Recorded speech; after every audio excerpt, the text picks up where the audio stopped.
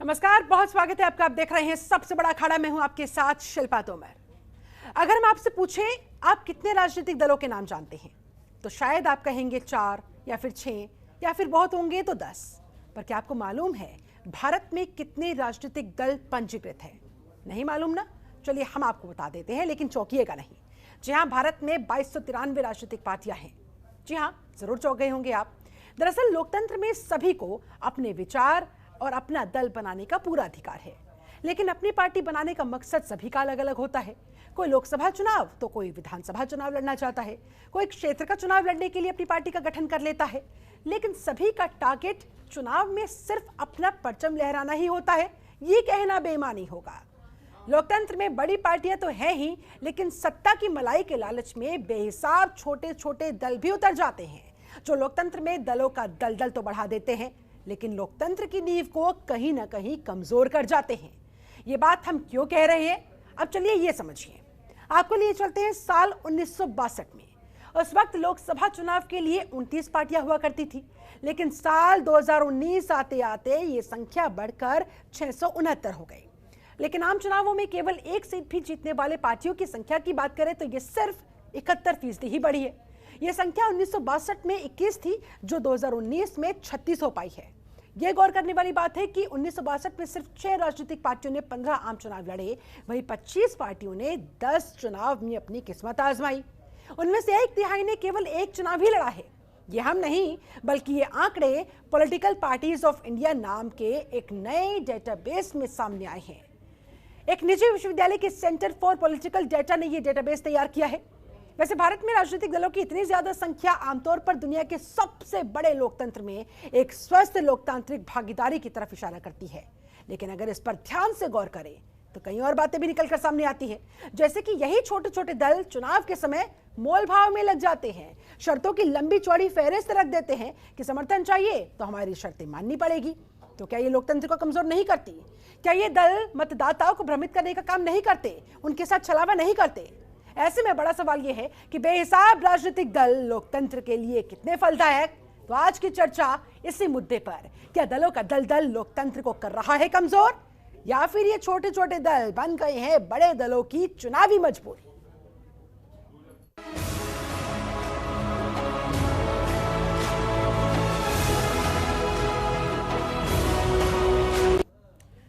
बेहिसाब बढ़ती पार्टियां, बहुत सारे सवाल भी खड़े होते हुए, मसलन असंख्य पार्टियां कितनी अच्छी कितनी बुरी, कितना फायदा इससे कितना नुकसान इससे।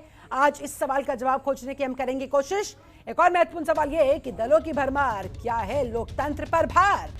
क्या दलों का दलदल कर रहा है लोकतंत्र को कमजोर, और अगर हां तो कैसे, किस लिहाज से, यह भी करेंगे जानने की कोशिश। क्या छोटे दल बड़े दलों की बन गए हैं मजबूरी? आज इस सवाल पर भी होगा मंथन। हमारे साथ एक पूरा खास पैनल इस समय बना हुआ है। पैनल का मैं जल्दी से आपसे तारुफ करवा देती हूं। हमारे साथ बीजेपी प्रवक्ता डॉक्टर धनंजय गिरी जुड़े हुए हैं, बहुत बहुत स्वागत करती हूं सर आपका। हमारे साथ कांग्रेस नेता स्वाति मलिक जुड़ी हुई है, बहुत स्वागत है मैम आपका। कपिल श्रीवास्तव हमारे साथ समाजवादी पार्टी के प्रवक्ता जुड़े हुए हैं, बहुत बहुत स्वागत है श्रीवास्तव साहब आपका। डॉक्टर DS मिश्रा बीएसपी नेता भी हमारे साथ जुड़े हुए हैं, और आज आपका जन्मदिन भी है सर, बहुत बहुत शुभकामनाएं आपको और बहुत बहुत स्वागत करती हूँ आपका। इसके अलावा राहुल लाल राजनीतिक विश्लेषक भी हमारे साथ जुड़े हुए हैं, आपका भी बहुत बहुत स्वागत है सर। यही नहीं, रवि पाराशर वरिष्ठ पत्रकार भी हमारे साथ मौजूद हैं, आपका भी बहुत बहुत स्वागत है। चर्चा की शुरुआत सबसे पहले रवि पाराशर जी आप ही के साथ करना चाहूंगी। क्या वाकई में ऐसा है, दलों का दलदल क्या लोकतंत्र पर भार की तरह है? शिल्पा, मुझे लगता है कि ये जो सीधा सा सवाल आपने किया है, इसका एक सीधा सा जवाब है, और मेरा व्यक्तिगत सोच के तहत जवाब है कि बिल्कुल ऐसा नहीं है। अगर आप देखें तो बहुत सारा डिटेल्ड आंकड़ा है। 1962 से 2019 का आंकड़ा आपने अपने रिपोर्ट में, शुरुआती रिपोर्ट में दिया है।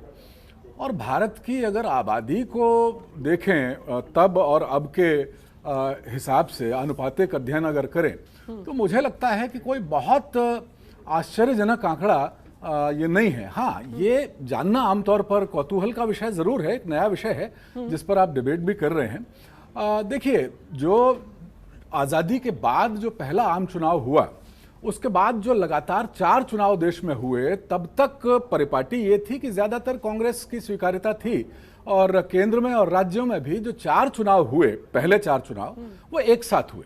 इसके बाद एंटी इनकम्बेंसी फैक्टर जाहिर है कि 20 साल बहुत बड़ा वक्फा होता है किसी भी पार्टी के लिए। तो एक मोहभंग की स्थितियां आई, मध्यावधि चुनाव का सिलसिला शुरू हुआ और उसके बाद जो है पॉलिटिकल महत्वाकांक्षा और जो पॉलिटिकल चेतना और व्यक्तिगत महत्वाकांक्षा लगातार बढ़ी।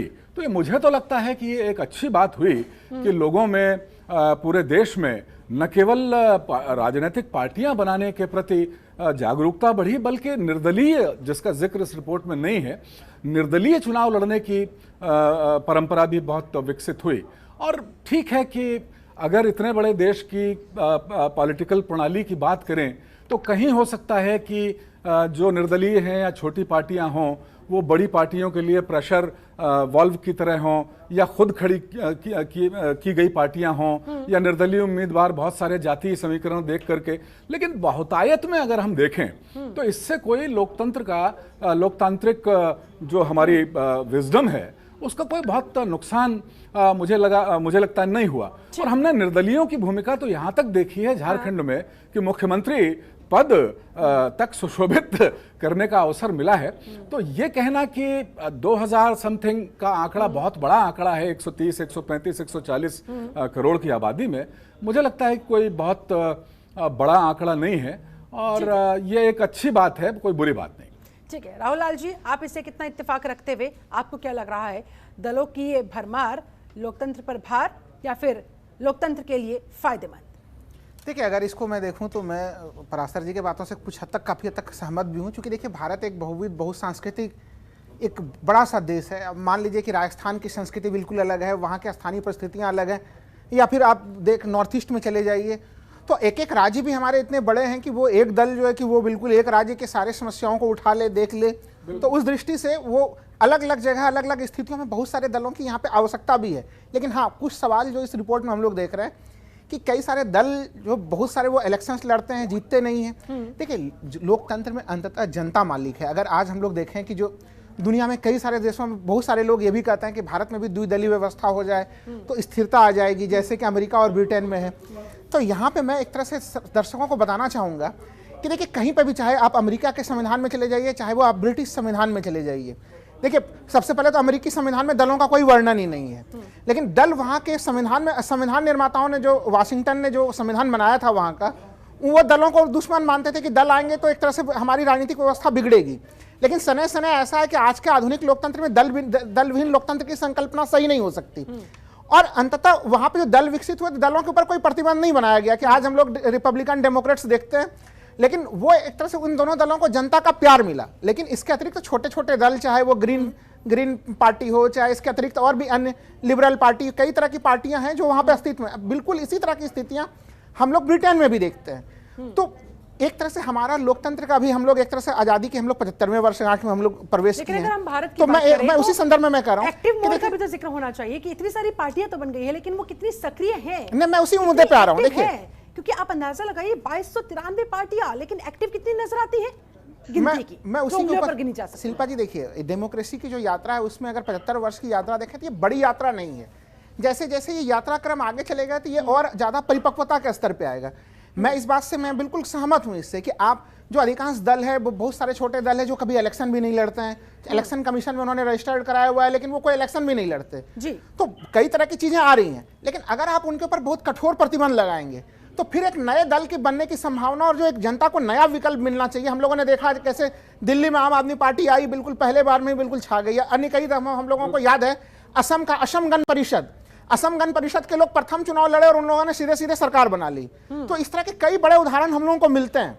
तो आप जब पार्टियों को बहुत ज्यादा इस तरह का प्रतिबंध हम लोग लगाएंगे अगर कि नई पार्टी बने तो उसमें इस तरह की चीजें होनी चाहिए, तो वो एलिजिबिलिटी टेस्ट वो बहुत सारी पार्टियां नहीं कर पाएंगी। लेकिन हाँ, एक बड़ी चीज ये है कि जिसको लेके मैं कहूंगा कि शायद हम लोग आगे भी चर्चा करेंगे कि देखिए इलेक्ट्रल रिफॉर्म्स में जो हम लोग इलेक्ट्रल बॉन्ड पे जो बातचीत करते हैं, जिसमें कि एक तरह से उनको स्रोत नहीं बताना होता है, वो चीजें कई तरह की चीजें गोपनीय हो जाती हैं, आरटीआई के दायरे से राजनीतिक पार्टियां होती हैं।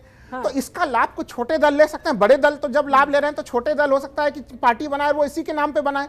आप अपने रिपोर्ट में टीवी पे दिखा भी रही हैं। तो इसके लिए आवश्यक यह नहीं कि हम दलों पे प्रतिबंध लगा दें, आवश्यक यह है कि इस पूरे सिस्टम को और पारदर्शी बना देंगे तो इस समस्या का भी समाधान निकलेगा। चलिए ठीक है, कपिल श्रीवास्तव, आपको क्या लगता है, बड़ी संख्या में दल होने चाहिए, ये हमारे लोकतंत्र के लिए फायदेमंद ही है?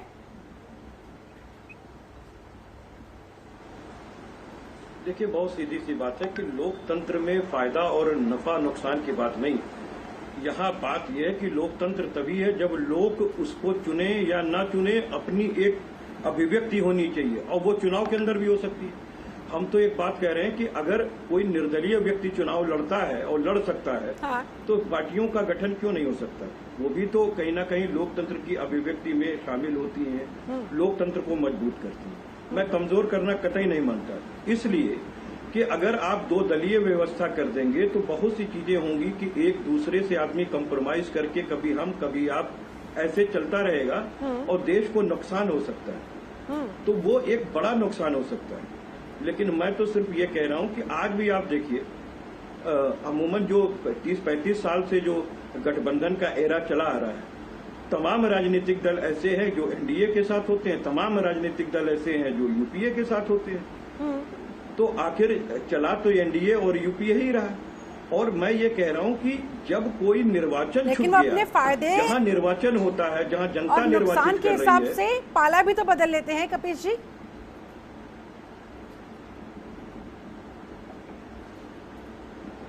नहीं, नफा और नुकसान के हिसाब से देखिए, उस पर तो आप एक अलग कानून जैसे बना उसको और सख्त कानून लाया जा सकता है, वो एक अलग बात हो गई।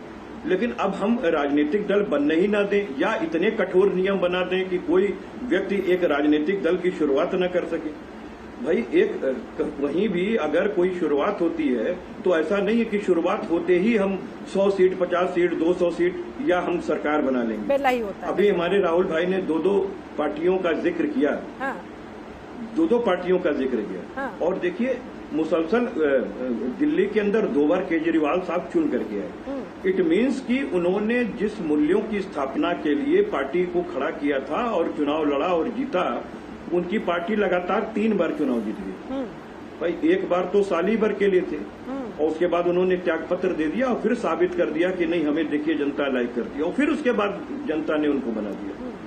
तो इसके मतलब एक अच्छा दल दिल्ली की जनता हर दल को इतना आशीर्वाद, इतना लोगों का प्यार नहीं मिल पाता है। आम आदमी पार्टी को मिला, चलिए अच्छी बात है, ये लोकतंत्र है और लोगों की यहाँ पर 1 अरब 35 करोड़, हाँ, 1 अरब 35 करोड़ की जनता है, 1 करोड़ 35 करोड़ की जनता है, ठीक है। और आप ये सोचे कि सभी IAS PCS हो जाएंगे, सभी डॉक्टर इंजीनियर हो जाएंगे, तो बाकी का क्या महत्व नहीं है। आपकी बात भी सही है, बात वो नहीं है। चलिए, सबका देश के योगदान में मदद है, हाँ। और हम उसको नियमित कर सकते हैं रेगुलेशंस कुछ बना करके, बस इतनी सी बात। ठीक है। डॉक्टर धनंजय गिरी, आपको क्या लगता है, आपका क्या स्टैंड है? देखिए शिल्पा जी, भारत विविधताओं का देश है, हाँ।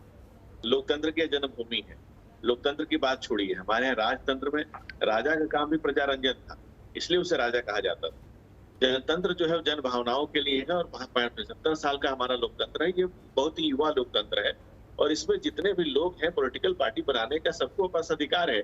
जितने तरह के विचार, जितने तरह के लोग, जितने तरह के सोच आगे बढ़ती है, वो अपने अपने पॉलिटिकल पार्टीज बनाते हैं, और जिनके विचारों में बल होता है, जिनमें जनता उनके साथ उनके बल को ताकत देती है, और वो दल आगे बढ़ते हैं। अभी ब्रिटेन की बात हो रही थी, ब्रिटेन में जहां से ये खबर छप के आई और जहां से ये बात हो रही है, ब्रिटेन में खुद 480 दल हैं, और जो की आबादी उनकी 6.66 करोड़ है। उस हिसाब से तो हमारे पास 20 गुना ज्यादा संख्या है, क्षेत्रफल भी बड़ा है हमारा। तो लोकतंत्र में पॉलिटिकल पार्टी जितने भी दल बनने चाहिए, आपको ये लगता है? तो मेरा नहीं, वो विषय वो नहीं है। तो अगर वैचारिक बल होगा, हाँ। आप राजनीतिक दल बनाएंगे, जनता का समर्थन मिलेगा तो आप आगे आएंगे। और दलों के इतर भी तो लोग चुनाव खुद ही लड़ते हैं, निर्दलीय भी चुनाव लड़ते हैं, दल के अतिरिक्त भी आप चुनाव लड़ सकते हैं। तो ये तो डेमोक्रेसी की खूबसूरती है, कि ब्यूटी है, आप जैसे चाहे वैसे रह सकते हैं, जैसे चाहे वैसे। आप एक बड़े दल से संबंध रखते हैं, ऐसे में मैं आपसे ये जानना चाहूंगी, समझना चाहूंगी डॉक्टर धनंजय गिरी जी, कि क्या आगे चलकर फिर ऐसी स्थिति उत्पन्न हो जाती है कि छोटे दल बड़े दलों की चुनावी मजबूरी बन जाते हैं, जैसे कि कई चुनावों में हमने देखा भी है? देखिए, उसी बात पे शिल्पा जी मैं आता हूँ कि हमारा भी दल कभी दो सांसद हमारे जीते थे, और आज संपूर्ण भारत के बड़े भूभाग में हमारी पार्टी और हमारे वर्कर हमारे लोग हैं। कारण कि हमारे वैचारिक बल था। अगर आप में वैचारिक बल होगा तो लोग आपके साथ जुड़ते चले जाएंगे, आप छोटे से बड़े बनते चले जाएंगे। और अगर आप वैचारिक बल नहीं होगा, सिर्फ व्यवस्था के लिए या भिन्न भिन्न मतों के लिए भिन्न भिन्न कारणों से आप दल बनाएंगे, तो आप चल नहीं पाएंगे। जनता है, पब्लिक है, पब्लिक सब समझती है, जनता सब जानती है। अगर आप में वैचारिक बल होगा तो आप बड़े होते चले जाएंगे। ठीक है, हमारे साथ स्वाति मलिक भी जुड़ी हुई है, कांग्रेस नेता है। स्वाति जी, आपको क्या लगता है, दलों की भरमार देश के लिए कितनी अच्छी बात, लोकतंत्र के लिए कितनी अच्छी बात? जी, मेरे हिसाब से जो लोकतंत्र है वो दलों के नंबर ऑफ पॉलिटिकल पार्टीज से नहीं उस पे कुछ खतरा है। अब बल्कि जैसे अभी सब लोग, I think all of us, हम सारे एक ही बात कह रहे हैं कि जितने आए जिनमें क्षमता है, जो अच्छा कर जाएंगे वो आगे बढ़ जाएंगे। जैसे बीजेपी, अभी उन्होंने प्रवक्ता ने बोला कि वो दो ही मेंबर ऑफ पार्लियामेंट से शुरू हुए थे।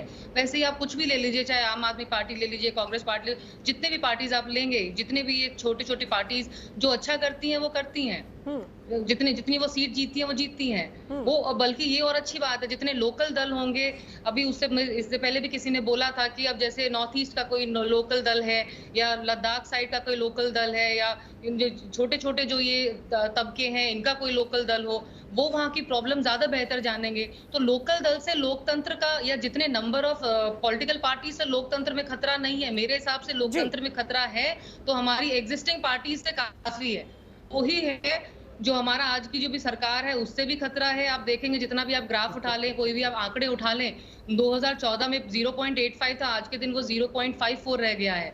जितना भी हमारे ये वी डेमोक्रेटिक इंडेक्स वगैरह भी आया था, आपने पढ़ा होगा। तो जो भी लोकतंत्र को खतरा है वो ऑलरेडी हमारे एग्जिस्टिंग सिस्टम से ही है। ये नंबर ऑफ पार्टीज से मेरे हिसाब से इसका कोई रिश्ता नहीं है।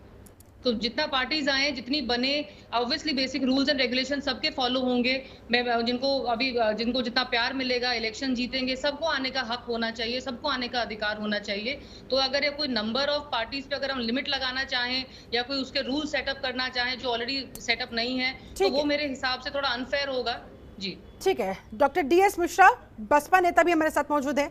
मिश्रा जी, कहीं ना कहीं हर दल की जो शुरुआत है वो 1-2 से होती है।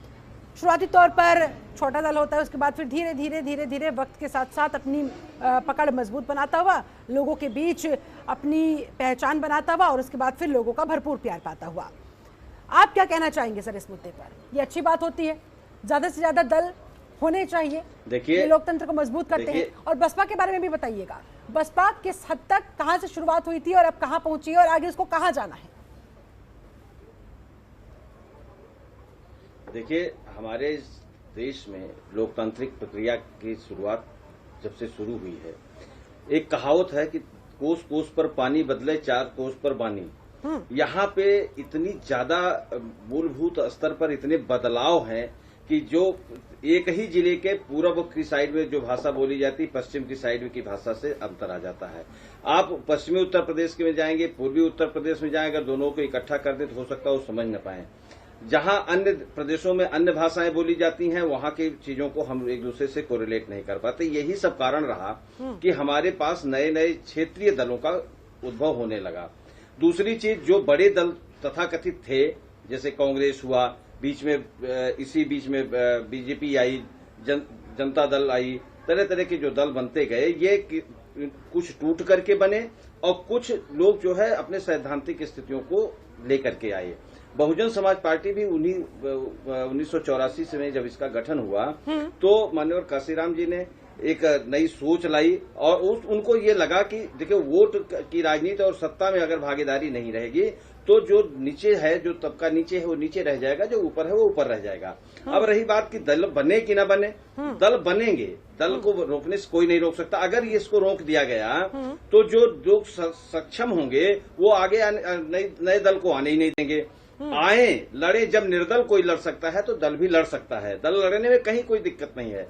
लेकिन कहीं न कहीं इसका जो दुरुपयोग, हर चीज के 2 पहलू आते हैं। एक पॉजिटिव पहलू है कि हम लोकतांत्रिक प्रक्रिया का हनन करेंगे अगर हम दल को बनाने से रोकेंगे।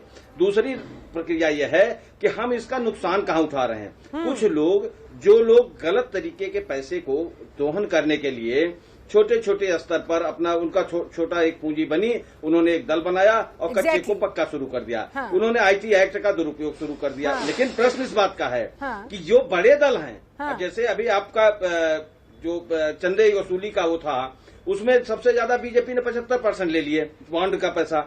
तो प्रश्न इस बार आप ले लोगे तो दूसरा छोड़ नहीं सकते हो। तो यहाँ यही है कि सब की स्थिति एक जैसी है, अगर एक को रोकोगे आप तो सब रुक जाएंगे। और लेकिन दुरुपयोग हो रहा है, इसमें कोई शक नहीं है, छोटे छोटे दल बनकर के दुरुपयोग हो रहे हैं। लेकिन प्रश्न इस बात का कि लाभ कहाँ जाता है? लाभ लोकतंत्र का हनन न होने पाए इसमें जाता है। तो लोकतंत्र का हनन न होने के लिए हमें एक ही काम करना, हमें इन दलों को रोक नहीं सकते हैं। जैसा कि अभी चाहे आम आदमी पार्टी का रहा हो, चाहे असम में चीजें रही हों, बहुत सारे ऐसे लोग आए। बहुजन समाज पार्टी भी जब शुरू की तो कुछ नहीं था, और आज इस स्थिति में है कि हमारे पास सबसे ज्यादा वोट बैंक उत्तर प्रदेश में हमारे हमले करके चल रहे हैं रियल में। तो हमारी तो यह है कि भाई बने, लेकिन कोई ऐसा अंकुश जरूर लगे कि जो लोग बहुतेरे दिनों से लगाए हुए हैं, एक भी न चुनाव लड़ रहे हैं, न एक वोट पा रहे हैं, खाली जा करके रजिस्ट्रेशन करा ले रहे हैं, उस तरह से उनके रिन्यूअल में कहीं न कोई ऐसा प्रतिबंध लगे, कहीं न कहीं कोई ऐसा प्रतिबंध लगना चाहिए कि जिससे कहीं न कहीं कुछ थोड़ा अंकुश भी लगे। लेकिन बनाने में लोकतंत्र के हनन से बेहतर को रोकने के लिए हम नहीं मानते हैं। हमें दल बनना चाहिए, नए नए दल बने, अच्छा काम करें, सब लोग पॉजिटिव सोचें। हाँ, बहुत अच्छा आपने ये फैक्टर भी रेस किया है रवि पाराशर। इसी पर मैं आगे चर्चा को बढ़ाते हुए कि चलिए ठीक है, इतना तो समझ में आ रहा है कि दल बने, दल बनने से समस्या नहीं है, लेकिन ये जो दल बन जाते हैं और उसके बाद जब सिचुएशन का बेनिफिट लेने की कोशिश करते हैं, प्रॉब्लम वहां पर है, वहां पर अंकुश होना चाहिए। बिल्कुल बिल्कुल। देखिए, राहुल जी ने जब शुरुआत में एक बात बोली और उस बात को मैं आगे बढ़ाता हूं कि इसमें कोई दिक्कत नहीं है कि संवैधानिक तौर पर किसी कोई पार्टी बनाए, चुनाव लड़े, कब तक लड़े, बिल्कुल हार रहा है तो भी लड़ता रहे, ये कोई समस्या नहीं। समस्या चुनाव प्रणाली में सुधार के विषय पर है। और इसी तरीके से जो हम ब्लैक मनी की बात कर रहे हैं, ब्लैक मनी किसी ने कहा नहीं, लेकिन इशारा उसी तरफ, पैसे के दुरुपयोग की तरफ ही था। और बहुत सारे जो दुरुपयोग हो सकते हैं, तो उसके लिए जो कानून व्यवस्था है उसको चौकस किया जाए। अब वो सारे पॉलिटिकल दल बैठें। अब जैसे बहुत सारे मसले हैं जिनकी चर्चा लगातार चल रही है, स्टेट फंडिंग जैसा विषय है। अगर स्टेट फंडिंग होती है तो चंदा लेने का और बहुत सारी चीज़ें वो विषय उनका निराकरण हो सकता है। अनिवार्य वोटिंग का एक सवाल है, बहुत लंबे समय से पेंडिंग है। दुनिया में करीब 32-33 देश ऐसे हैं जहां अनिवार्य वोटिंग का प्रावधान है, और जो वोटिंग में हिस्सा नहीं लेते उनके लिए कुछ छोटे मोटे सिविक दंडों का प्रावधान भी है। तो अनिवार्य वोटिंग भी एक मसला है। और अभी जो हर साल आप देखिए 2024 में आम चुनाव होना है, उससे पहले अगर आज की तारीख से लेकर 2024 के आम चुनाव यानी मई तक की बात करें तो 16 विधानसभा चुनाव होने हैं अभी। ये अपने आप में एक बहुत बड़ी चिंता का विषय है। संसाधन, देश का पैसा, तो चुनाव एक साथ दोबारा हो पाए, एक साथ ना हो पाए तो 2 लॉट में हो पाए, एक देश एक चुनाव न भी संभव हो किसी वजह से, तो ऐसा कोई समुच्चय बन सकता है क्या कि दो बार में पूरे देश में चुनाव निपट जाए? तो और बहुत सारे जो इलेक्टोरल रिफॉर्म्स को लेके मतदाता सूचियां हैं, बहुत छोटे छोटे स्तर पर है। वोटर कार्ड है। हाँ। हम जैसे लोगों के पिछले साल तक वोटर कार्ड में पते गलत हैं, नाम गलत है, 4 बार हम जाते हैं संबंधित मशीनरी के पास, तब जाके वो सही। बहुत सारे स्तरों पर जो गड़बड़ियां हैं, अगर वो दुरुस्त करने का प्रयास किया जाएगा तो मुझे नहीं लगता। और मैंने जैसा पहले कहा कि भारत में जहां इतनी आबादी है वहां 2,500 पॉलिटिकल पार्टियां अगर हैं तो कोई बहुत चिंता की बात नहीं। ये आंकड़ा जान के अपने आप में थोड़ा कौतूहल होता है, ये अलग विषय। ठीक है, आप सभी मेहमान मेरे साथ बने रहे। फिलहाल मुझे यहाँ पर रुकना होगा एक बहुत छोटे से ब्रेक के लिए। ब्रेक के बाद लौटेंगे, चर्चा को बढ़ाएंगे, आएंगे आगे और करेंगे जानने की कोशिश कि दलों के इस दलदल से फिर क्या निकलता है और क्या मिलता है। वक्त छोटे से ब्रेक, लौटेंगे जल्द। ब्रेक के बाद बहुत स्वागत है आपका। आज चर्चा हो रही है बेहिसाब पार्टियों पर। जी हाँ, 2293 राजनीतिक दल हमारे देश में पंजीकृत है। ऐसे में कुछ एक ही जो हाथों पे गिनी जा सकती है, उंगलियों पर गिनी जा सकती है, एक्टिव मोड में नजर आती है। ऐसे में ये बेहिसाब पार्टियां कितनी अच्छी है, कितनी बुरी है, आज इस पर हो रही चर्चा। दलों की भरमार क्या है, लोकतंत्र पर भार, क्या दलों का दलदल लोकतंत्र को कर रहा है कमजोर, क्या छोटे दल बड़े दलों की बन चुकी है चुनावी मजबूरी। आज इन्हीं तमाम सवालों के जवाब खोजने की हम कर रहे कोशिश। हमारे साथ लगातार एक खास पैनल बना हुआ है। एक बार फिर से पैनल के पास जाते हुए राहुल लाल जी, आपका रुख करना चाहूंगी। यानी कि कुल मिलाकर दलों का ये दलदल अच्छा है, ये दाग अच्छे हैं, ये कहा जाए। देखिए, दलों का दलदल अच्छा है, लेकिन इस दाग को अच्छा बनाने का और प्रयास जरूर होना चाहिए। देखिए, मैं जैसे कि अब यहाँ पे इन दलों के जो बुराइयां हम लोग देख रहे हैं, जो बराबर हम लोग गिनती करा भी रहे हैं कि एक तरह से ये राजनीतिक दल होने का लाभ लेते हैं। ये जो राजनीतिक दलों को जो छूट है कि आरटीआई के दायरे से बाहर रहेंगे, वो उससे बाहर रहेंगे। उनको फंडिंग को लेके जो चीजें हैं कि इलेक्टोरल बॉन्ड्स को लेके क्या चीजें हैं, या फिर उनको इनकम टैक्स में क्या छूट है, तो सबसे पहला चीज तो राजनीतिक दल को, आखिर किसी भी राजनीतिक दल को ये छूट क्यों मिले? आरटीआई के दायरे में अगर सुप्रीम कोर्ट का जो है कि वो उनका ऑफिस आ सकता है अगर आरटीआई के दायरे में, तो फिर भारत के पॉलिटिकल पार्टीज क्यों नहीं आएंगी? और सबसे महत्वपूर्ण चीज कि इलेक्टोरल बॉन्ड्स का जो मामला पूरा का पूरा अभी आया, आप इतना एक मैंने पिछले बार भी कहा था कि भाई आपने ये बड़ा अच्छा काम किया कि 20,000 रुपया तक जो है कि जो राशियां थी उसको घटा के आपने 2,000 कन्वर्ट कर दिया।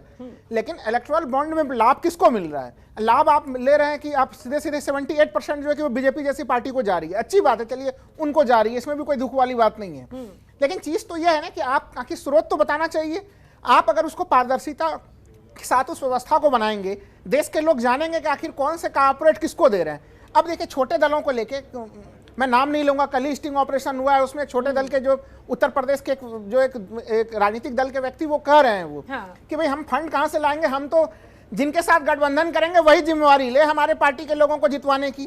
तो आखिर ये एक मजबूरी की स्थिति क्यों आ रही है? तो ये मजबूरी की स्थिति इसलिए आ रही है कि उस तरह के जो इलेक्टोरल रिफॉर्म्स होने चाहिए वो नहीं हुए हैं। और देखिए, अभी एक तरह से हाल फिलहाल के समय में लोगों की बड़ी अपेक्षा थी भारतीय जनता पार्टी के साथ कि बीजेपी आई है, जिस तरह से इन्होंने बहुत दावे वादे किए थे कि जो व्यवस्था की जो कई सारे संस्थागत त्रुटियां हैं वो हम दूर करेंगे, और बहुत उम्मीदें चल रही थी। इलेक्टोरल बॉन्ड्स को लेकर बहुत ज्यादा शोरगुल भी मचाया जा रहा था, तो लग रहा था कि इस मामले में भी कुछ बड़ा कदम होगा।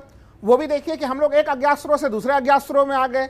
अब इसमें हम लोग आरोप लगा देंगे छोटे दल दोषी हैं। छोटे दल तो फिर व्यवस्था की कमी का खामी, जब वो कमियों का लाभ जब बड़े दल उठाएंगे फिर छोटे दल भी उठाएंगे। तो जो रिफॉर्म्स के जो हम लोग आरोप जो छोटे दलों पे लग रहे हैं, बिल्कुल जेन्युइन आरोप हैं वो कि वो कई सारे लोग जो दूसरा मामला उठता है, तो इसलिए देखिए उसमें अगर हम लोग सुधार करेंगे, एक बड़ा सा चीज देखिए, भारत में जो दल उपलब्ध है वो यहाँ के सभी लोगों ने माना कि जो दल उपलब्ध है वो जनसंख्या के अनुपात में वो दल कमी है, लेकिन वो एक्टिव नहीं है। जो सबसे बड़ी समस्या है कि वो उन्होंने रजिस्ट्रेशन करा के रख दिया है। तो अब एक इस तरह के एक्टिव सिर्फ चुनावों के समय में होते हैं, वो भी अपने किसी न किसी फायदे के लिए, किसी न किसी डील के लिए। सबसे महत्वपूर्ण चीज तो ये है, जैसे कि हमें अभी भी ध्यान में है कि जैसे एक पहली समस्या तो ये कि वो रजिस्ट्रेशन करा लिए, वो इलेक्शन लड़ने नहीं जा रहे हैं। दूसरी समस्या यह है कि आप उन दलों का किस रूप में दुरुपयोग करते हैं, तो उनके रेगुलेशंस होने की आवश्यकता है। उदाहरण दे रहा हूं, जब 2013 में दिल्ली में आम आदमी पार्टी पहली बार लड़ रही थी तो इनका चुनाव चिन्ह झाड़ू था। अब किसी ने एक खड़ा कर दिया, दिल्ली के कई सारे हिस्से में निर्दलीय प्रत्याशी कुछ लोग खड़े हुए और उन्होंने लाठी चुनाव चिन्ह से, एक किसी क्षेत्रीय दल, कोई छोटा सा दल आया, उनका चुनाव चिन्ह लाठी मिला। बहुत सारे झुग्गी झोपड़ियों के वोट जो है वो कंफ्यूजन में आ गए लोग कि झाड़ू और लाठी के बीच का अंतर नहीं समझ पाए, और उन लोगों को बिना किसी चुनाव प्रचार के, बिना किसी चीज के, उनको 7-7 से 8-8 हजार वोट मिल गए, और वहां पे आम आदमी पार्टी को नुकसान हुआ और बीजेपी जीत गई। वोट कटवा की तरह भी काम करते हैं, बिल्कुल काम करते हैं। उनको जो अभी कपिल श्रीवास्तव जी भी कह रहे थे, उनको रेगुलेट करने की आवश्यकता है, प्रतिबंध नहीं, उनके ऊपर रेगुलेशंस लगाए जाए। इलेक्शन कमीशन एक प्रभावी रेगुलेशन भी लगाए उसमें। ठीक है, इस बात को तो स्वीकार करेंगे ना। कपिल श्रीवास्तव, क्या कहेंगे आप? ये छोटे दल अपने सर्वाइवल के लिए फिर कभी कभी नॉन एथिकल चीजें भी कर जाते हैं, ब्लैकमेलिंग पर भी उतर जाते हैं, और मामला पूरा आपको पता ही होगा, कहना नहीं चाहूंगी। देखिए, सबसे बड़ी चीज ये है कि जब तक चुनावी जो है वो संशोधन हम लोग नहीं करेंगे, पुनर्जागरण चुनाव के अंदर चुनाव आयोग नहीं करता है, रिफॉर्म्स अगर हमारे नहीं आते हैं, तो ये चीजें होती रहेंगी। और अगर इनको रेगुलेट करना है तो खुले मन से पूरे देश को इस पर बैठना चाहिए।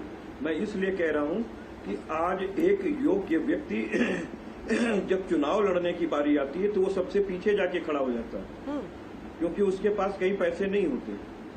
तो एक बहुत बड़ी चीज होती है, यानी एक अच्छा व्यक्ति जो अच्छा नेतृत्व दे सकता है, वो इस वजह से चुनाव में नहीं आना चाहता है कि यहाँ पर पैसे खर्च होंगे, बैनर लगाने हैं, पोस्टर लगाने हैं, कार्यकर्ताओं को देखना है, बूथ पर उनको खिलाना पिलाना है, तमाम चीजें होती हैं जो भारतीय चुनाव के परिप्रेक्ष्य में, मैं बहुत खुल करके आपको चीजें कह रहा हूँ जी। भाई कोई गरीब आदमी कैसे आएगा? अगर चुनाव आयोग ने कह दिया कि 60 लाख रुपए तक आप खर्च कर सकते हैं, तो आप मुझे बताइए कि हम और आप जो सीमित संसाधनों के बीच अपना जीवन निर्वाह कर रहे हैं, लेकिन नेतृत्व देने की क्षमता है, देश के लिए अच्छा काम करने की क्षमता है। अगर पार्टी हमारी मदद ना करे तो हम कैसे चुनाव लड़ेंगे और कैसे चुनाव जीत सकते हैं। तो ये रिफॉर्म्स की जरूरत है कि लाल बहादुर शास्त्री जहां लड़े हों, जहां पर हमारे बापू ने एक इतना बड़ा आंदोलन खड़ा किया रहा हो, वहां लोकतंत्र के लिए इतना बड़ा मूल्य पे करना पड़े, तो ये बड़ी ही सोचनीय विषय है। और पारदर्शिता हर जगह हो सकती है। हाँ। बस अंतर इतना है कि पुनर्जागरण हम कैसे करें, पार्टियां कैसे खुल करके इन बातों पर आवे, क्योंकि अगर निश्चित रूप से राज्य इसका खर्चा उठाएगी तो आप इस बात को समझ लीजिए कि वो ज्यादा बेहतर होगा। और एक ऐसा वे डेवलप करना चाहिए कि सभी को चुनाव लड़ने में बराबर। लौटूंगी आपके पास।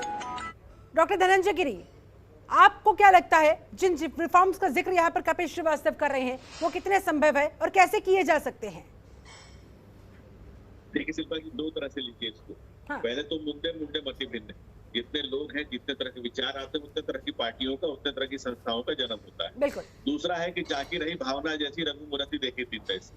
जिसकी जैसी विचारधारा होती है, जिसकी जैसी भावना होती है, जब व्यवस्था में वो व्यक्ति आता है, वो पार्टी आती है, वो संगठन आता है, तो फिर उस ढंग से वो काम करने लगता है।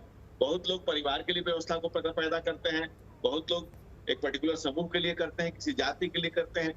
लेकिन जब विचार के बल के लिए, राष्ट्र के लिए जो कोई चीजें खड़ी की जाती हैं, जो विचार खड़ा किया जाता है, उस वैचारिक बल से पूरे देश में, हमने जैसे पहले भी बताया कि 2 से लेकर के संपूर्ण भारत में हमारी स्थिति परिस्थिति, पार्टी की जो वर्तमान परिस्थिति मजबूत हुई है। और अगर वैचारिक बल ना हो, परिवार के लिए पार्टी बने, पारिवारिक बल देने के लिए पार्टी बने, तो पूरे देश में से पार्टी जो घटते सिकुड़ते कुछ ही जगहों पर रह जाती है।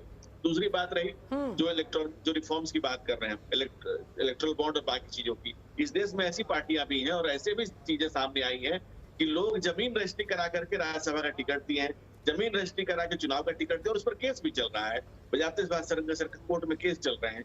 तो इस तरह की चीजें ना हो, राजनीतिक सूचिता रहे, इसकी सबसे ज्यादा जरूरत है। और बीजेपी को इलेक्ट्रल बॉन्ड से जो पैसे आ रहे हैं, तो हमारा जो कुछ भी है वो पार्टी के लिए है। कोई व्यक्तिगत कोई जमीन रजिस्ट्री करा करके, व्यक्तिगत किसी से कोई घर लेकर के, कोई मकान, कोई जमीन लिखवा करके पार्टी नहीं कर रही है। वो जो पार्टियां कर रही है, जो व्यवस्था के बल को, परिवार के लिए, दल के बल को जन अपने निज कल्याण के लिए लगा रही है। समस्या कॉर्पोरेट से ले रहे हैं और कॉर्पोरेट के कारण उनके पैसे भारी मात्रा में आप ले रहे हैं और फिर नीतियां उनको प्रभावित करने वाले कर रहे हैं, ये आरोप है इसमें धनंजय जी। राहुल गांधी, तो बड़ा डिबेट का विषय कि हम कभी ऐसा नहीं हो सकता है कि हमारे लिए राष्ट्र सर्वोपरि है। नहीं। और आपको फंड दिखाई दे रहा है, लेकिन व्यवस्था का बल है राहुल जी, जो व्यवस्था का बल है वो विचार के बल से खड़ा हुआ है। आप व्यवस्था का बल आपका विचार के कारण हुआ है खड़ा, लेकिन ये बताइए कि आपको 78% मिल रहा है। यहाँ पे देखिए मिश्रा जी बैठे हुए हैं, उनके पार्टी को तो मिला ही नहीं है। जो रिपोर्ट है एडीआर के, उसमें बीएसपी को एक भी पैसा नहीं मिला। मैं बता रहा हूं, ये उल्टा। आप अगर पारदर्शिता का व्यवस्था रखेंगे ना धनंजय जी, आप उसमें अगर उसको ट्रांसपेरेंसी लाएंगे तो जनता को सुविधा होगी कि अच्छा ठीक है, अडानी से इतने मिले, अंबानी से इतने मिले, टाटा से इतने मिले, सुविधा होगी लोगों को देखने में। अच्छा ठीक है, बोलिए जल्दी से धनंजय। उसी बात पे आता हूँ। सबसे बड़ी बात यह है कि जब भारतीय जनता पार्टी पूरे देश में उनका भूभाग में फैली हुई है और हम लोगों का विचार, हमारे वैचारिक बल से व्यवस्था का बल हमारा खड़ा हो रहा है, तो इसमें कहाँ दिक्कत है। और हमारे पास 18 करोड़ मेंबर हैं। 18 करोड़ मेंबर किस पार्टी के पास है? 18 करोड़ आपके मेंबर जरूर है धनंजय जी, लेकिन जो सारे जब इलेक्ट्रल बॉन्ड बिक रहे हैं वो 1 करोड़ से नीचे वाले नहीं बिक रहे हैं। सारे के सारे 1 करोड़ से 1 करोड़ 10 करोड़ वाले बिक रहे हैं। करोड़ का इलेक्ट्रल बॉन्ड, जबकि 1,000, 10,000, 1 लाख, 10 लाख का इलेक्ट्रल बॉन्ड है, वो नहीं बिक रहे हैं। राहुल जी, ऐसा है कि जब हमारे विचार के बल से हमारे जो लोग प्रभावित होकर आ रहे हैं, भारतीय जनता पार्टी से जुड़ रहे हैं, वही कर रहे हैं।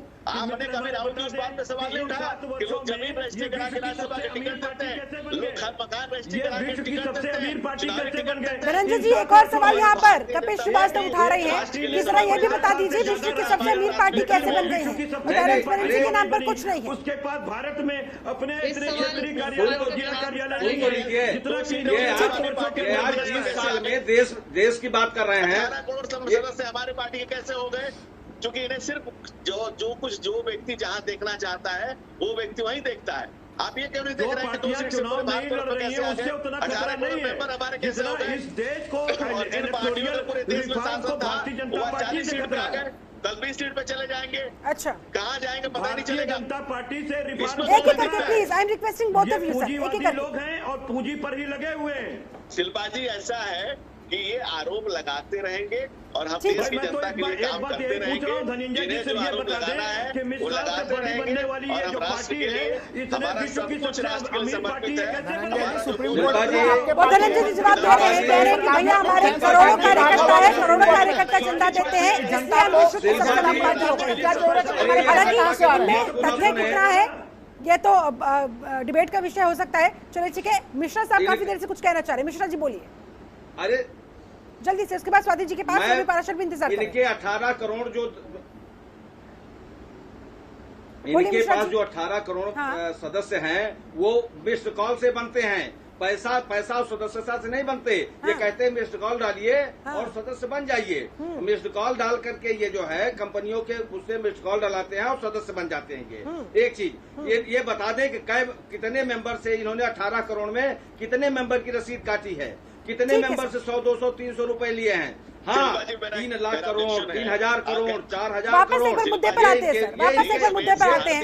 आज हमारा सुनिए पहले टॉपिक है उसमें वापस सर वापस आते हैं, वापस लौटते हैं। मैं आप सभी से रिक्वेस्ट करती हूँ वापस आते हैं। एक सेकंड, मुद्दा ये था कि लेकिन इनका इन्होंने मुद्दे को भटका दिया। पहले एक चीज सुनिए, इसलिए इस चीजों को ये नो आप ये धनंजय जी सर ये किसी और की टॉपिक हो जाएगा। एक सेकंड सर, एक सेकंड, हमारे साथ स्वाति मलिक भी कांग्रेस नेता लगातार जुड़ी हुई है। स्वाति जी आपके पास आते हुए अरे पहले बात एक बार वापस से मुद्दे पर आते हैं। सर मुद्दे पर आते हैं, आप मुद्दे से जुड़ी हुई बातें तो रख नहीं रहे हैं किसी सर। को कह रहे हैं कि वो जमीन बेचा, ये तो देश को गिरोही रख रहे हैं।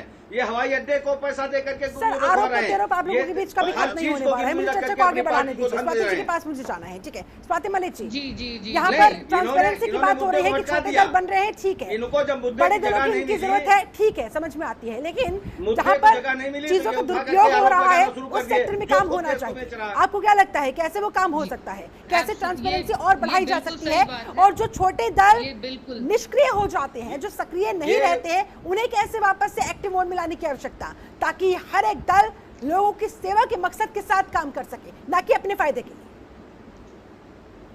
देखिए मेरा हमेशा से मानना ये रहा है कि हमारे पास already existing rules and regulations हैं। वी नीड इलेक्टोरल रिफॉर्म्स, हमें चाहिए इलेक्टोरल रिफॉर्म्स, लेकिन उस तरीके तक कि हम उन रूल्स का मिसयूज होने से रोक लें। आज हमें वो ही चाहिए। डेमोक्रेसी का नुकसान जो ये misappropriation of funds, obviously it is wrong, गलत चीज है। और अगर ये कोई भी लोकल पार्टी इस पार्टी के under the garb of being a political party अगर कर रही है, उसकी प्रॉपर इंक्वायरी होनी चाहिए। उसका ऑलरेडी रूल सेटअप है और उसको और डिटेल में उसकी इम्प्लीमेंटेशन करनी चाहिए। आज के दिन हम लोग क्या कर रहे हैं, कोई भी पार्टी, आप कोई भी पॉलिटिकल पार्टी उठा लीजिए, वो अपने अंदर ही नहीं झांक रही है, क्योंकि सबका नुकसान है उसमें। इसका कारण है कि कोई इसको नहीं लाना चाह रहा है। बीजेपी है, राइट, हाँ बीजेपी है। आज के दिन बीजेपी इस बात को उठाना ही नहीं चाहिए कि वो मिस्ड कॉल से मेंबर बना रहे हैं, क्योंकि उनको सूट कर रहा है, ये उनकी छवि को अच्छा बेहतर बना रहा है। तो प्रॉब्लम हम लोग की यही है। और एक और बात मैं बोलना चाहूंगी कि कोई भी पॉलिटिकल पार्टी है, कोई भी नई पॉलिटिकल पार्टी है, वो सिर्फ हमारे एक समाज का ही हिस्सा है। जैसा हमारा समाज है वैसे ही हमारी पॉलिटिकल पार्टीज होंगी। चाहे वो आप कोई सी भी पॉलिटिकल पार्टी को उठा लीजिए। लेकिन इसीलिए हमें इस समय क्या ठीक करना चाहिए, हमें अपने समाज की मानसिकता को ठीक करना चाहिए। जो ये 60 लाख रुपए या जितने भी ये अमाउंट ऑफ बजट स्पेंड किसी भी इलेक्शन में जो पैसा खर्च होता है, वो मानसिकता बदलनी पड़ेगी। मैंने ऐसे भी इलेक्शन देखे हैं जिसमें जो बजट मान लो 50 लाख का है, जो अलॉटेड 60 लाख है, उसमें खर्च ही 30 लाख रुपए हुए हैं। ऐसे भी मैंने इलेक्शन देखे हैं, लेकिन ऐसे भी देखे हैं जिसमें 300 करोड़ 400 करोड़ जाते हैं। देखिए मैं तो बता रहा हूँ कि इलेक्शन कमीशन देखिए सभी राजनीतिक पार्टियां डिमांड क्या करती हैं, डिमांड करती है कि नहीं इसको बढ़ाया जाए कैप को। अभी इस समय एक तरह से लोकसभा चुनाव के लिए 78 लाख का है, 78 लाख का कैप है अभी इस समय। लेकिन आप देखिए जब रिटर्न दाखिल करेंगे वो तो रिटर्न दाखिल करेंगे 35 लाख 40 लाख, वो उससे ऊपर का रिटर्न दाखिल नहीं करते। इसीलिए सर देखिए मैं एक चीज खुल के कह रहा हूँ, देखिए बहुत आवश्यक है स्वाति जी, मैं खाली आप ही की बात में जोड़ रहा हूँ। मैं कह रहा हूँ कि देखिए राजनीतिक दल के खर्चे के लिए कोई कैप नहीं है। राजनीतिक पार्टियां कितने खर्च कर लेती हैं, आप देखिए बनारस के चुनाव हुए थे, कहीं और प्रधानमंत्री चुनाव लड़ रहे हैं, वो लग रहा है कि वो खर्चे जो है कि वो 78 लाख में वो लोकसभा के चुनाव हुए होंगे। वो कहीं पे भी मैं एक उदाहरण दे रहा हूँ। तो अब पॉलिटिकल पार्टी कोई कैप नहीं है, आपको वो कैप लगाना पड़ेगा, आपको आरटीआई के दायरे में आना पड़ेगा, नहीं तो फिर ये छोटे पार्टियों के ऊपर आरोप लगा के इस समस्या का कोई समाधान नहीं होगा। समाज की मानसिकता से ही बदलेगा। ठीक है, और ये मानसिकता कैसे बदली जा सकती है? बात यहाँ पर छोटे दलों की नहीं है, बड़े दलों की नहीं है। रवि पाराशर, मानसिकता एक दिन में तो नहीं बदली जाएगी। ठीक है रवि पाराशर, यस, कैसे बदली जा सकती है बात, चाहे छोटे दल की हो बड़े दल की हो?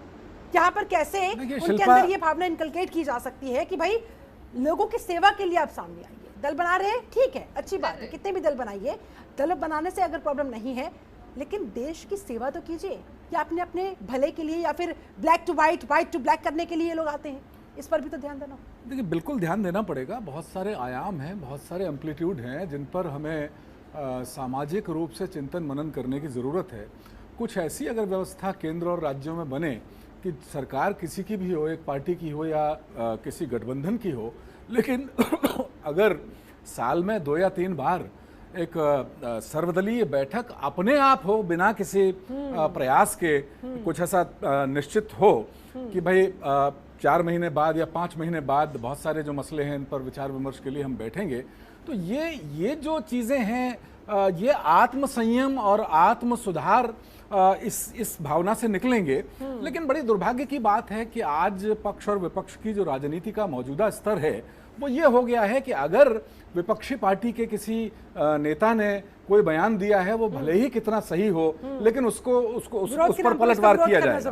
और अगर सरकार चाहे वो राज्य की हो या केंद्र की हो, कोई भी बिल ले आए, कोई भी फैसला करे, उसका केवल और केवल विरोध हमें करना है। इस मानसिकता से निकलना पड़ेगा। और एक सबसे महत्वपूर्ण चीज अभी तक की चर्चा में जो नहीं आई है, वो ये है कि चुनाव आयोग की क्या स्थिति हमने कर दी है। चुनाव आयोग जो देश में चुनाव कराने वाली संवैधानिक संस्था है, क्या हमने उसका मनोबल बहुत गिरा नहीं दिया है?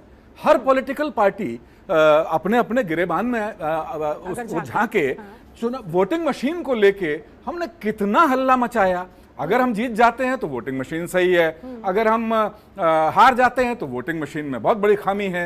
अगर पश्चिम बंगाल में एक चरण चुनाव बढ़ जाता है। एक मिनट खाली आप ही के बातों में जोड़ रहा हूँ कि इलेक्शन कमीशन के बहुत सारे चीज प्रश्नों के दायरे में रहे भी हैं। देखिए, सवाल ये है विपक्ष के प्रति वो जितना सख्ती से वो आती है, हम लोग देखते हैं कि लोकसभा चुनाव में देखिए इलेक्शन कमीशन का सीधे सीधे गाइडलाइन था कि आप शहीदों के नाम का प्रयोग नहीं करेंगे, लेकिन माननीय प्रधानमंत्री सीधे सीधे पूरा का पूरा पोस्टर लगा के ही चुनाव प्रचार करते हैं और उसके ऊपर इलेक्शन कमीशन ने कोई भी प्रश्न भी नहीं पूछा और क्लीन चिट दे दिया। तो ये एक समस्या लगातार बनी हुई है। समस्या है। मेरा कहने का मतलब ये है, आप ही के बात को मैंने जोड़ा। चुनाव बिल्कुल ठीक बात है। चुनाव आयोग को जब तक हम सारी पॉलिटिकल पार्टियां मिलकर एनफोर्स्ड नहीं करेंगी, प्रतिबलित नहीं करेंगी, उनके हर फैसले पर सवालिया, बड़े बड़े सवालिया निशान नहीं लगाएंगे, तो मुझे लगता है कि शायद वो भी अपनी एक जागृत भूमिका में आएंगे और बहुत सारे सवालों के जवाब इलेक्टोरल रिफॉर्म्स की तरफ गंभीरता से काम करेंगे। ठीक है, डॉक्टर डीएस मिश्रा, जाते जाते फाइनल कमेंट आपका। देखिए, सबसे बड़ी चीज है कि किसी तरीके से चुनाव के अंकुश लगना चाहिए धन के खर्च में। ठीक है, चाहे जैसे हो, जैसे मान लीजिए 70 लाख का हर पार्टी के लिए एक प्रत्याशी 5 गाड़ी चलाता है तो 50 गाड़ी वो इलीगल चलाता, हर पार्टी का है। हाँ। इसका कोई न कोई ऐसा सोल्यूशन आना चाहिए। सब लोग बैठे और देश के लिए बैठे। ऐसा नहीं है कि बता दें कि कोई जमीन बेच रहा है, हम देश बेच रहे हैं। अपने को देश बेचो और कोई जमीन बेच रहा है उसके ऊपर आरोप लगा दो। आपके पास प्रूफ कुछ नहीं, लेकिन आरोप लगाए, दूसरा सफाई दे। क्यों दे भाई सफाई? आप बेच रहे हो, आप सरेआम बेच रहे हो, उसको देखो। आप किसी चीज को, अभी इनके प्रत्याशी लड़ेंगे, सबको 2-2 करोड़ रुपए भिजवा देंगे। ये कहाँ से आ रहा हो पैसा? वो देश को आज जो 200 रुपए तेल खरीद रहे हैं लोग, यही लोग दिए हैं वो पैसा, वही, अन्यथा कहीं पैसा। ये तो नंबर 1 का पैसा है। नंबर 2 का पैसा कितना आ रहा है इसको देखिए। ठीक है, धर्मेंद्र जी इस पर जल्दी से जवाब देना चाह रहे हैं, जल्दी से सर। देखिए शिल्पा जी, लोकतंत्र में जो स्वस्थता की बात है, उसके पहले पार्टियों के इंटरनल डेमोक्रेसी की बात क्यों नहीं करते हैं? ये कब होगा रिफॉर्म? सबसे बड़ा सवाल है कि लोकतंत्र के ध्वजवाहक जो पार्टियां हैं, उन दलों में आंतरिक लोकतंत्र कहाँ है? ये दल नहीं दुकान बन चुके हैं और दूसरे पर आरोप लगा रहे हैं। जो सिर्फ विचार के बल पे आगे बढ़ रही पार्टियां हैं, उसमें एक परिवार, एक व्यक्तिनिष्ठ पार्टी हो रही है। उनके अंदर लोग रिफॉर्म्स की पहले जरूरत है। जब तक दलों के अंदर रिफॉर्म्स नहीं होगा, तब तक देश के अंदर। ये तो आपकी पार्टी पर भी इम्प्लीमेंट होता है ना सर? सब तमाम दलों पर ये चीज इम्प्लीमेंट होती है, सबको अपनी अपनी गिरबान में झांकना होगा। ठीक है, कपिल श्रीवास्तव, फाइनल कमेंट आपका। कपिल श्रीवास्तव, फाइनल कमेंट आपका। कैसे छोटे और बड़े दल मिलकर लोकतंत्र को मजबूत करने का काम कर सकते हैं? देखिए, बहुत सीधी सी बात है। उन दलों से या छोटे दलों से हमारे देश को खतरा नहीं। इसलिए मैं कह रहा हूं कि जो चुनाव लड़े चाहे ना लड़े, जीते या हार जाएं उससे कोई फर्क नहीं पड़ता। ठीक है। लेकिन देश में फर्क उस दल से जरूर पड़ता है जो वाकई देश के लिए कहीं ना कहीं ऐसी स्थिति खड़ा कर दे रहा है, जैसे ब्रिटेन के अंदर जो है अभी मेहुल चोकसी ने एक वो दिया है, बयान दिया, दर्ज कराया है हाँ। कि 1300 करोड़ उसने भारतीय जनता पार्टी को दिया है। अब आप सोच लीजिए कि क्या हो रहा है इस देश में। यस बैंक का जो घोटाला हुआ और तमाम बैंकों के घोटाले सामने आए और जिसमें पता चला कि वो कहाँ पैसा गया है। मैं तो एक बात कह रहा हूँ कि अगर शुद्धता की राजनीति भारतीय जनता पार्टी करती है तो जरा मुझे बता दे कि मिस काल से सबसे बड़ी बनने वाली पार्टी 7 वर्षों में वो कौन सी जादू की झप्पी चलाई कि विश्व की सबसे अमीर पार्टी बन गई और 20 एकड़ में दिल्ली के अंदर 4,700 करोड़ रुपए का इनका सात सितारा चुनाव का कार्यालय इन्होंने अपना कार्यालय क्षेत्रीय बनाया हुआ है, मुख्यालय बनाया हुआ है। ठीक है, जवाब जल्दी से। डॉक्टर धनंजय गिरी, समय की कमी है मेरे पास, फाइनल कमेंट भी दीजिएगा, इस सवाल का जवाब भी दीजिएगा जल्दी से। इन्होंने देश ना बेचा, क्या उम्मीद है बाकी? ठीक है, कपिल जी आपका सवाल आ गया है, जल्दी से जवाब, टू द पॉइंट जवाब। शिल्पा जी, सबसे बड़ी बात दिक्कत ये होती है कि गरीब छल अधूरा ज्ञान ज्यादा खतरनाक होता है। और जो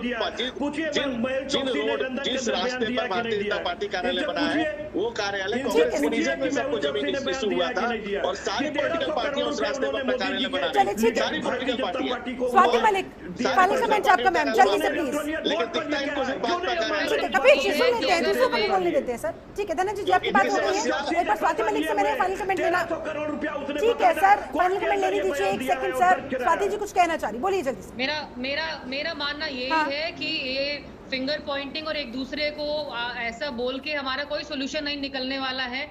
हम पार्टीज इकट्ठी बैठ के छोड़िए, जब तक वही मेरा तो एक ही मानना है कि हम जब तक अपनी सोसाइटी की मानसिकता को सुधार करेंगे उसी से ये सुधार आएगा, वरना कुछ नहीं आएगा। वरना हम ऐसे डिबेट में बैठ के ऐसे ही व्यर्थ में सब एक दूसरे को कुछ ना कुछ उल्टा बोलते रहेंगे और कुछ नहीं इसमें लॉजिकल रास्ते निकलेंगे। ठीक है, राहुल लाल जी फाइनल कमेंट चलते। देखिए, मैं इसमें ये कहूंगा कि अब तक जो भी रिफॉर्म्स इस मामले में हुए हैं, अगर वो सब कुछ माननीय न्यायालय के माध्यम से हुए हैं, तो ये पार्टियां कभी आगे नहीं आई हैं। जो एक तरह से व्यवस्थापिका का काम होना चाहिए कि इस मामले को लेकर कठोर कानून बनाती, ठीक है, तो वो उन्होंने नहीं किया है।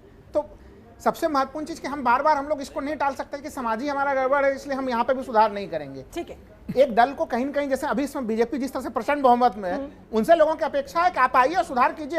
आप एक बड़े पार्टी है, केंद्र में भी है, अधिकांश जगह राज्यों में भी है, ये सुधार का पहल करेगा, देश उनको स्वागत करेगा। छोटे दलों को अपने साथ लेकर भी राष्ट्र हित में काम करना चाहिए। चलिए ठीक है, रवि पाराशर जल्दी से फाइनल कमेंट आपका।